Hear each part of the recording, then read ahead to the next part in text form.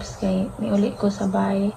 And dito mi sa Kalmasin sa lolo nga side ilan ning mga yuta, and then ilan ning gihatag namo mo to nga ikaw nagbahay na nagtindahan, and nagtukod sila tindahan diri ni mama, and then mo to diri ra pud mi maglutuan dya nila agra pud ko ilang ka auntie. Init kaadyo ag Pilipinas yut dya mo to.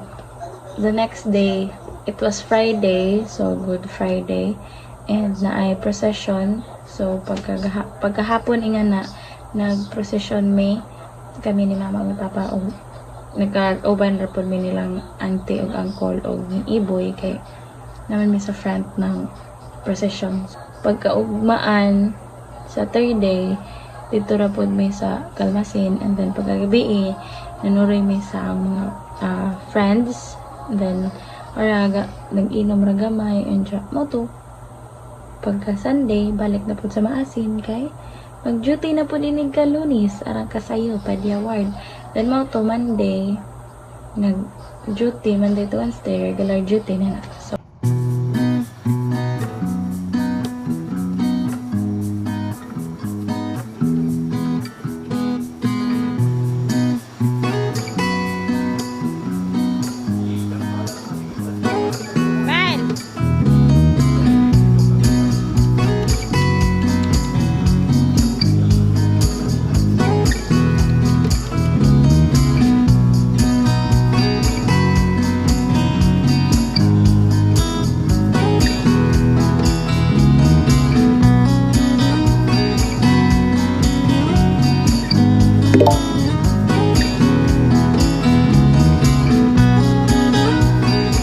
Jesus maluoy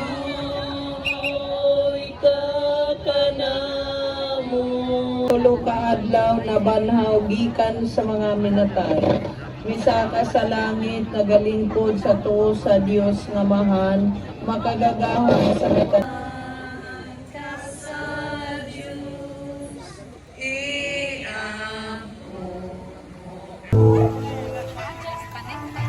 Ka sa mga babae nga tanan, sa mong ikanimo, bulahan ka sa mga babae. Santa Maria, karon patay, amen. Iya puno ka sa grasya. Tayo ala kasasa ang inharian sa Dios. Bulahan ka sa mga babae nga tanan kanimo. Bulahan ka sa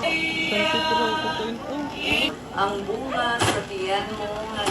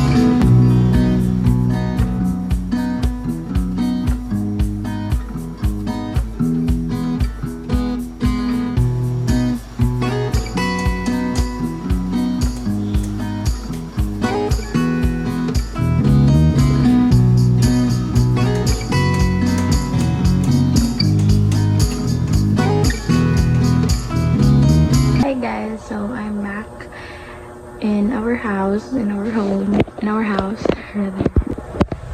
So hi guys, I'm back in our house and I'm in my parents' room.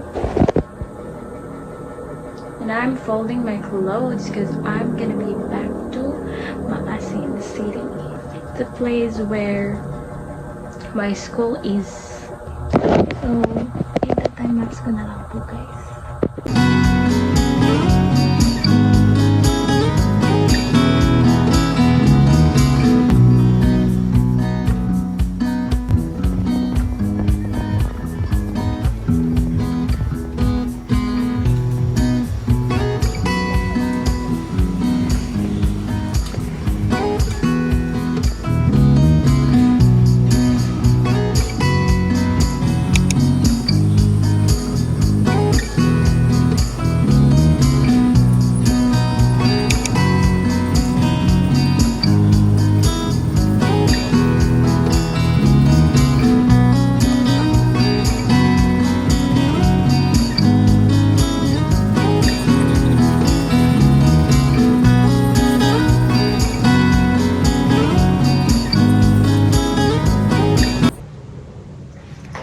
I'm here at our boarding house. I'm here at our apartment.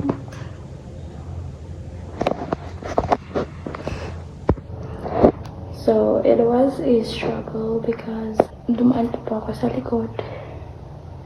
Kasi lock yung door kasi yung key nasa tindahan. Tapos yung tindahan is closed. So, yeah.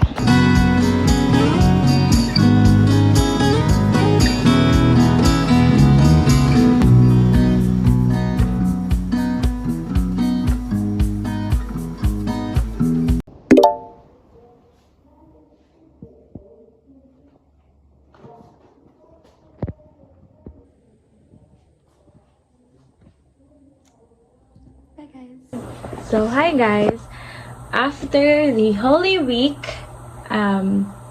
it was our regular duty schedule on Soy MPH. So it was a 3 regular duties. Wait. So on Thursday, sa morning, nag-meet me ni Pastor sa among biblical interpretation, and unfortunately wa pa man ko ka pre-med ingato sukad mag-pre-fi na, so wala na sa dyan na-inform nga mo take kong exam ato nga day. Iyang pagtuo kay wala kadaog test questionnaire. Ako po nag-on ko yung ay sayang nga kay kuan gusto na ako mo take og pre-med kay pag finals na may youth. Luckily during checking of the attendance, iyang naablihan iyang notebook or so ingan ni siya basta pagtanaw ni Jata ay kanang extra test questionnaire para sa laing section, so mutay akong gipatake and sila ra po nag-answer and then answer ang score, and then sa udto ingato it was our long quiz in our ethics subject, and okay ra po si Jan, nakapasar po ko for 53/65. And then, so after that, we're supposed to meet sa amo ang maternal and child nursing care. But, si ma'am kay on leave siya. Mo to nga kami nag-meet until Saturday. Today. So, today is Saturday, by the way.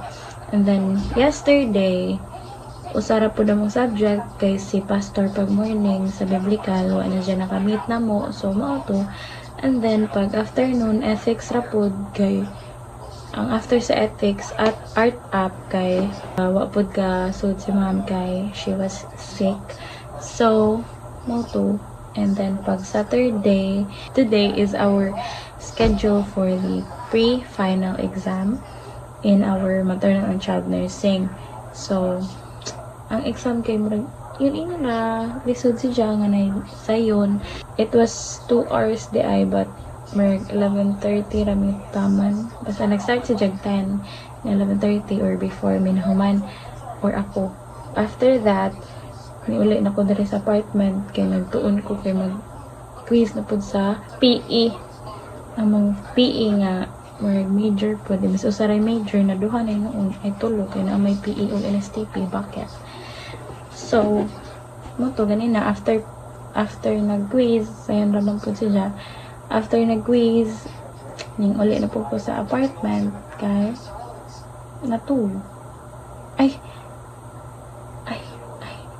charis. Bitaw, Anja, pag banihapon, tuhog Jollibee. Okay. Sabi na tayo kwarta, pilingon man ta. Diyan tonta ko sa panginasal bat. Puno ka adyo dyan. Daghan nagpila. Agbang inasal, daghan nagpila. Tapos sa gawas, nagpila pa dyan. Mukuha ng tami, kaya binamagmamingaw na. Ang dughan ng tao.